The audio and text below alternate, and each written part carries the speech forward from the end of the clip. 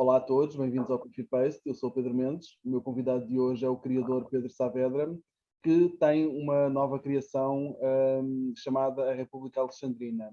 Vai estar de 20 a 30 de janeiro no Centro Cultural Malaposta e de 3 a 12 de fevereiro no Auditório Municipal António Silva, no Cacém. Olá Pedro, e obrigado por estar aqui comigo estes minutos. Obrigado, é sempre um prazer falar contigo e mais uma vez elogiar a missão que tu tens tido em promover a cultura portuguesa. Muito obrigado, Pedro. É um gosto também ter-te aqui. Ora, este é a República Alexandrina, é o teu quarto texto do projeto O Fim do Teatro. Uhum. Enquadra-nos um pouco como é que surge este texto neste percurso do teu projeto. Surge do medo, Pedro. Surge da sensação de que a história se repete, de que começa muito lentamente a dar-nos sinais, e de que as coisas que vão acontecendo à nossa volta são de facto importantes de destacar. Têm sido muitos os acontecimentos internacionais. Portugal geralmente tem um certo atraso em relação às coisas boas, mas também às coisas más. E, de facto, cada vez mais é questionável a evolução dos totalitarismos e, sobretudo, das ideologias totalitárias e do certo e do errado que nos têm rodeado. E, de certa maneira, isso tem-me surpreendido, porque sempre imaginei, acho que para a minha geração, a educação como causa que resolveria muitos destes problemas e que as pessoas, à medida que fossem sendo cada vez mais informadas e tivessem mais acesso à educação e à cultura, seriam imunes a estas ideias mefistófelicas que vão aparecendo, mas não. Portanto, a minha impressão foi que me apeteceu muito escrever sobre uma sociedade recreativa que está a comemorar 100 anos e que não aparece ninguém a não ser uma figura que é um comandante de um exército de libertação cultural. Portanto, acho que a minha motivação foi mesmo o medo e uma paixão que me surgiu pelo quadro do Paulo Veronese, A Família de Dário diante de Alexandre, que eu acho que é uma analogia muito interessante dos momentos e dos tempos que corremos. Por isso não se sinta embaraço em dizer-te que esse medo me deu bastante gozo em colocá-lo em texto. Sim, são esses temas do totalitarismo e dessas situações que tu descreveste que te interessa discutir nesta criação, então. Sim, e depois todo este processo do confinamento, ou seja, estão a acontecer uma série de coisas nas nossas vidas que se alguém nos contasse há 20 anos que iriam acontecer, nós não acreditávamos e se calhar fomos nos tornando muito confortáveis com estas surpresas e quando elas acontecem, começamos a questionar o que é que significa realmente liberdade e o que é que significa realmente cultura e de que maneira é que nós, que somos muito pequenos, somos apenas criadores mínimos nesta imensidão do universo, da sociedade que nos rodeia, o que é que fazemos? Como é que ensaiamos? Como é que criamos estruturas que tenham o mínimo de condições laborais para os profissionais que continuam a existir em trabalhar? E de que maneira é que nós deixamos também um testemunho sobre a nossa impressão? Portanto, o texto e o espetáculo tornaram-se uma mistura muito grande desta confusão, que é eu próprio me questionar, será que eu já estou a ser controlado por uma força superior à minha? Okay. E essa questão tem-me inspirado na minha própria reflexão e com as pessoas com quem eu convivo, e achei que a devia partilhar. É uma reflexão complexa, porque eu não chego a conclusão nenhuma, Pedro. Porque eu acho... Há uns tempos alguém me perguntava se eu estava pessimista, porque aparentemente parece uma ideia pessimista que estamos a trabalhar. Eu estou pessimista. Eu acho mesmo que a história se repete, eu acho mesmo que estamos a colocar em risco uma série de valores civilizacionais que achámos que eram imutáveis e que nunca mais poderiam ser destruídos, e acho que à nossa volta estamos a colocar tudo isso em causa. E isso pode ser bom, porque se calhar vamos realmente perceber a importância que os valores do humanismo e da causa comum, que é uma coisa que falamos muito neste espetáculo, têm, ou não. Por isso, eu acho que mais tarde ou mais cedo vamos todos acordar numa situação que vamos olhar para o lado e pensar como é que isto aconteceu. E eu acho que nós, como artistas, nos devemos colocar na posição de fazer o público refletir sobre isso. Será que já está a acontecer? Será que vai mesmo acontecer? E eu acho que as pessoas andam muito distraídas. Acho mesmo. Acho que estão a começar a aceitar mentiras e factos absurdos como verdades. E isso é perigoso. É muito perigoso. Sem dúvida nenhuma. Queria te perguntar, em termos mais artísticos, quais foram as tuas inspirações para, ao abordares este texto que escreveste? Olha, foram muito sociedades recreativas em decadência na nossa cidade que está tão turistificada. Locais que eram locais de encontro, onde as pessoas podiam jogar às cartas, assistir a um recital de poesia. Ou seja, um lado, de certa maneira, romântico sobre o que era uma sociedade recreativa, que basicamente, corrige-me se estou errado, ou já acabaram todas, ou as que ainda existem, mudaram para lugares estranhos que não fazem sentido, em bairros que não fazem sentido. Portanto, essa ligação à comunidade, em que nos bairros existiam zonas onde as pessoas podiam ir conversar, jogar às cartas, falar das amantes, falar das coisas que não podiam falar de política por aí fora, foram muito destruídas. Isso é um sinal de que nós nos coletivizamos em sociedades recreativas digitais que são muito estranhas. Isso inspirou muito a pensar como é que seria uma sociedade recreativa a tentar sobreviver, portanto escolhi esse espaço.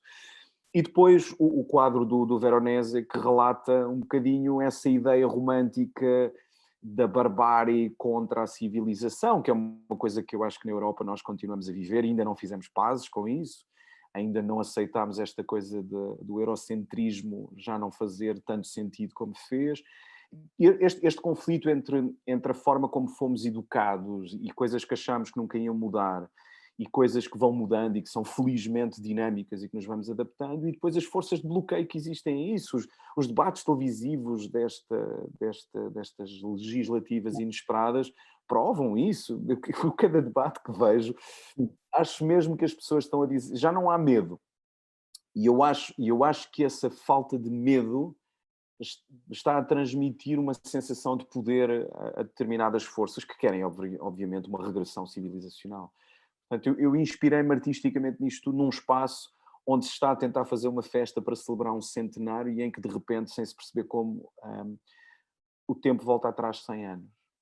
Exato, eu ia precisamente perguntar. Exato, deve ser muito interessante, de certeza. A minha pergunta era precisamente sem revelar. E também depois vai para o futuro também, anda para trás e para a frente. Ok. A minha pergunta é como é que se vai celebrar o centenário desta República? Tem que se celebrar. Eu acho que as duas figuras, a Alexandra e a Helena, que são representantes do Alexandre e do Heféstion, e de uma certa cultura helénica, ocidental, eurocêntrica, o que tu lhe quiseres chamar, que também já não sei o que lhe chamar, e se calhar isso é bom. Quando percebem que os convidados, que o Presidente da Câmara, o vereador, aquelas pessoas que nós geralmente convidamos e que nunca aparecem, não aparece ninguém, vão para a rua buscar pessoas. Que é uma das coisas, que é aquilo como se diz na publicidade, um call to action. Se tu não consegues fazer com as pessoas do costume, tens que ir buscar pessoas à rua, tens que as convencer a estarem contigo e a celebrar esta ideia de que é possível uma causa comum, de que é mais aquilo que nos une do que aquilo que nos separa. Depois a narrativa e o espetáculo leva-nos para um momento de crash em que aparece este exército que nos vem libertar culturalmente, e que de certa maneira vai querer hipnotizar o espectador. Eu adorava que os espectadores chegassem ao fim do espetáculo convencidos que isto era uma boa ideia. Porque o poder destas ideias totalitárias é que acabam sempre a convencer as pessoas que são boas ideias. Ninguém segue um totalitarismo quando eles aparecem. Não te estou a falar daquilo que acontece depois e, obviamente, das resistências que são fundamentais a existir, e também existe um foco de resistência neste espetáculo. Mas, por exemplo, eu senti que devíamos falar da cultura. Qual é o papel da cultura hoje? Ou seja, este exército de libertação cultural está muito preocupado em recolher as obras culturais mais interessantes da cidade. Esta resistência está muito preocupada em escondê-las destas figuras. Há inclusivamente uma cena de tortura com um violino, em que se tenta que uma das personagens toque violino. Eu acho que vivemos um período em que, mais uma vez, é muito bom as perguntas que estamos a fazer, mas assusta muito as respostas que vamos receber. Isso assusta muito. Artisticamente e humanamente também. Falando um pouco mais em concreto sobre o que podemos ver em palco, podes-nos falar um bocadinho do dispositivo cénico que vamos ver? Sim. Olha, o dispositivo cénico foi esta ideia de termos o salão nobre desta sociedade recreativa, que é feita através... Nós gostamos muito de trabalhar com cortinas, achamos que as cortinas têm uma importância muito grande no teatro e temos tentado manter isso nos nossos espetáculos desde o início. E este salão nobre também tem visível a zona que seria invisível, que também é de propósito. Portanto, os bastidores à direita e os bastidores à esquerda estão expostos. E depois tem uma coisa fantástica, que é um quadro do Paolo Veronese, que não aparece, que está invisível. Portanto, esteticamente, nós estamos muito focados nisso, até porque é uma festa, há uma bola de espelhos fantástica, há um sol feito de espelhos. Nós temos tido sempre a sorte de trabalhar com a Cláudia Ribeiro, que faz uns figurinos extraordinários, que nos dão uma grande alegria poder vê-los em cena. Portanto, eu tenho tentado sempre ter o palco nu para permitir que essa exposição seja maior. O Paulo Sabino também nos constrói um jogo de escalas com a luz que nos permite trabalhar isso. Portanto, visualmente nós temos tentado seguir muito um caminho minimalista, se é que a expressão é mais certa, e de assumir um mecanismo do teatro. Eu acho que se há sítio lindo para mostrar, é um teatro onde tu vês tudo o que lá está atrás. Portanto, a nós interessa-nos muito pouco esconder, interessa-nos muito pouco criar cenários que obstruam, interessa muito mostrar o que é que lá está e brincarmos com várias. Os atores sofrem imenso comigo porque eu adoro trabalhar em vários níveis, gosto de sobrepor planos, gosto de brincar com grandes planos e planos gerais através do som e através da imagem.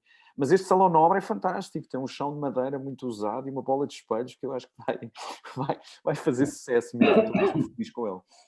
Aliás, já está montado, isso até parece um privilégio, tanto tempo antes já está montado. Sim, a gente desvirtuou-se disso, Pedro. A gente geralmente agora chega, monta e faz o espetáculo. Quase de véspera, não é? Portanto, temos tido essa vantagem de estarmos a ensaiar em palco e de termos o cenário montado. Exato, que é uma grande vantagem. Não sei se me estás a ouvir, a tua imagem parou, mas penso que... já voltou. Agora acho que voltaste. Está tudo certo. Queria que nos falasse um pouco sobre o elenco do espetáculo, por favor. Olha, tenho algumas pessoas com quem já trabalhei e com quem tenho criado uma ligação bastante cúmplice e outras novas, e também temos tentado em todos os espetáculos, dentro das nossas possibilidades, fazê-lo, até porque temos conseguido pagar às pessoas, o que é obviamente um fator que nos deixa felizes, apesar de devia ser o mais normal do mundo, mas acho que continua a fazer sentido a gente lembrar que os atores, os artistas, os músicos recebem dinheiro. Temos no elenco o Mário Redondo, que já trabalhou muitas vezes connosco e que vem muito do teatro musical e que inclusivamente tem uma personagem que me relembra o Sweeney Todd que ele fez com o João Lourenço há uns anos e dá um certo gozo para quem terá visto as duas coisas. Temos a Ivone Fernandes Jesus, que também é a segunda vez que trabalha connosco. Depois temos pessoas novas como o Rogério Jaque, com quem nunca tínhamos trabalhado, a Alice Ruiz, o Gonçalo Botelho e o Pedro Batista. Pronto, tudo pessoas que na realidade a maioria deles não tínhamos tido esse trabalho, mas tínhamos feito uma residência no do mês de agosto, só houve um deles que depois não pôde continuar, e foi muito interessante sentir que imediatamente as personagens começaram a surgir e eles começaram a desenvolvê-las e, portanto, temos ido num caminho que eu acho que é muito interessante também de misturar gerações. O Rogério tem 63, o Mário tem 50, a Alice tem 24, portanto, isso tem-nos permitido também entender se aquilo que estamos a falar é minimamente heterogéneo, não uma coisa falar só para uma determinada faixa da nossa sociedade. Tu, quando abordas um novo projeto, ou a cada projeto que abordas, tu tens um processo de trabalho que já consideras estabelecido ou vai variando consoante o projeto que se apresenta? Sim, nós temos conseguido estabilizá-lo melhor, uma coisa que para mim é muito importante, que tem a ver com o método biográfico. Eu peço sempre aos atores que construam uma biografia da personagem. Ou seja, que sejam arqueólogos. Eu próprio, por vezes, no texto, me autoconfundo sobre as origens, sobre as confusões. Eu escrevo de uma forma muito suja, com muito ruído, em que as coisas se vão sobrepondo. Eu próprio, às vezes, já não me lembro de onde é que veio a ideia X ou Y. E isso cria uma dinâmica que me agrada, que é irmos redescobrir, agora de uma forma cénica e não literária, até porque eu escrevo de uma forma como se fosse um conto, em que misturo discurso direto e indireto, e depois trabalho em adaptação o guião, portanto faço um guião cénico. E os atores geralmente começam a entrar nesse processo, portanto temos muito focado a ideia deles serem os defensores máximos da personagem. E depois, quando vamos para ensaio, tivemos essa vantagem que desta vez finalmente conseguimos, com tempo, ou seja, haver uma residência onde questionámos coisas, onde cada um deles fez uma apresentação individual, onde estivemos num quartel da GNR abandonado, que foi divertidíssimo, e onde fomos, imagina, criando cenas que não existem na narrativa, portanto, personagens que nem sequer se cruzam, e como é que elas viveriam um momento, como é que elas estariam ali, e depois tentámos criar coisas coletivas que permitissem alguma dimensão mais já dentro da história, mas sem respeitar minimamente aquilo que está escrito e tentarmos descobrir uma dinâmica mais viva. E depois, quando começamos a montar, eu cada vez estou a ir mais direto ao assunto, Pedro. Cada vez sou mais direto com o assunto.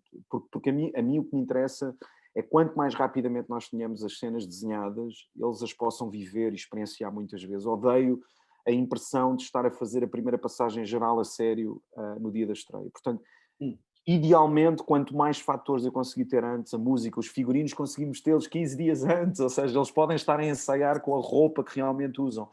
Isso vai criando uma vida completamente diferente e permite que quando chegamos à estreia já estamos muito mais a viver a situação do que apenas a descrevê-la cenicamente. Portanto, esse processo tem funcionado, tem corrido bem e, sobretudo, tem permitido que pessoas que nunca tenham trabalhado comigo muito rapidamente o entendam e muito rapidamente a gente consiga um common ground em que ele ou ela lutam pela personagem e eu luto pela narrativa. E isso tem sido fixe. E tem-me, inclusivamente, feito aprender porque eu acho que, por exemplo, a geração mais nova, que está muito mais perto do campo da autoencenação, me tem dado lições. Tive esse caso com o Mário Coelho na encenação anterior. E estou a ter agora com o Pedro Batista. Portanto, que são pessoas que estão em cena a auto-encenar-se de uma forma aberta, ou seja, de uma forma colaborativa, mas quase que não precisam que eu lhes diga nada.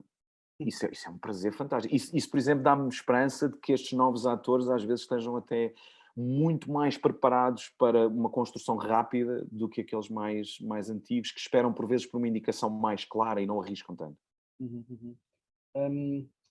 Continua a valer a pena fazer teatro? Não sei fazer outra coisa, Pedro. Se me ensinares a fazer outra coisa é porque eu já tentei. Eu passei 10 anos da minha vida a fazer outra coisa e chego a uma conclusão muito grande. Muito simples, muito direta. Não há coisa mais espetacular, e utilizo essa palavra de propósito, que o teatro. Porque o teatro combina todas as artes e combina a sociologia com a arqueologia, com a história, com a ciência, com a demagogia. Ou seja, é quase como tu estares constantemente a reviver a tua vida e a questioná-la. Isso é um processo de luxo para quem o faz e acho que cada vez mais para quem o vê.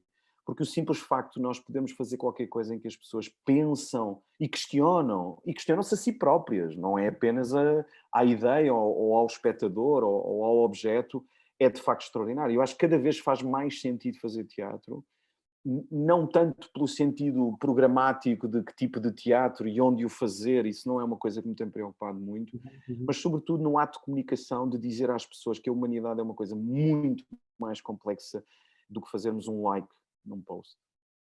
Pedro, muito obrigado mais uma vez, foi um gosto enorme falar contigo. É uma honra e, por favor, continua o extraordinário serviço do Coffee Paste. Precisamos de ti, Pedro. Muito obrigado.